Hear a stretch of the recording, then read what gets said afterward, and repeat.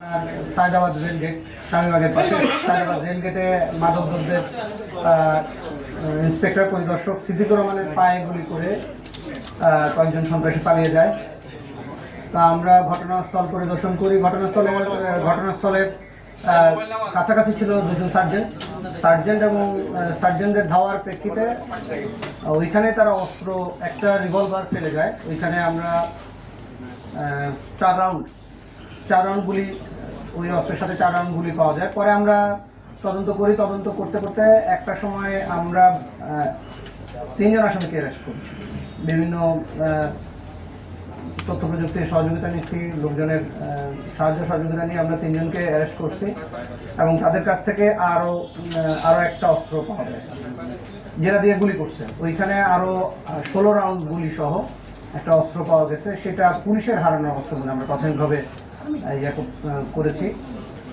আর তাদের তথ্য মতে পরে ভোরবেলা আরেকটা অপারেশন করার পর আরেকটা অস্ত্র, মানে টোটাল আমরা আসামে 3 জনকে অ্যারেস্ট করছি, 3টা অস্ত্র, 23 রাউন্ড গুলি এবং ওইখানে গুলি করা 5 রাউন্ড গুলির 5টা কোষা এবং একটা মোটরসাইকেল জব্দ করা হয়েছে।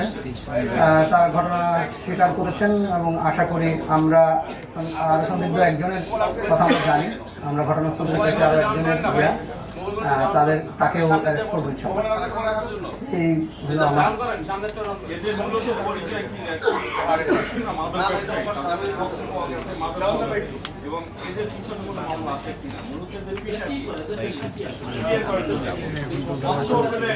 এরা মারও অপারেশন চলতেছিল, সামনে পড়ে যাওয়ায় মানে র্যান্ডম সার্চিং এর সামনে পড়ে যাওয়ার কারণে ওরা প্রথমে পলানোর চেষ্টা করছে, তারপরে পলাতে না পেরে গুলি করছে, পাকা গুলি করছে আর একটা গুলি পায়ে লাগছে।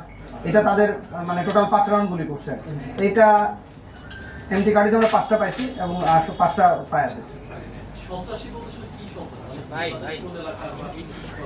এরা অধিকাংশই ওয়ারি এলাকারই, ওয়ারি, গোপীবাগ এবং ওই দিকেরই এলাকার লোকজন। বিভিন্ন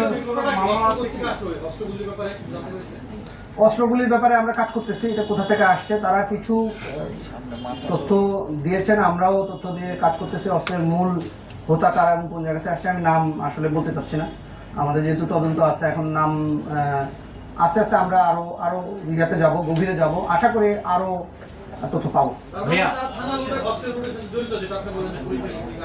থানা রুটের সাথে তারা সরাসরি জড়িত কিনা তা তো জানি না, কিন্তু তাদের কাছে একটা অস্ত্র আছে, সেটা রুট আমরা আইডেন্টিফাই করার চেষ্টা করতেছি। কিভাবে পেলো, তারা কোথায় পেলো, এই চেষ্টা করতেছি আমরা। এবং এইটাতে 3টা মামলা হয়েছে টোটাল।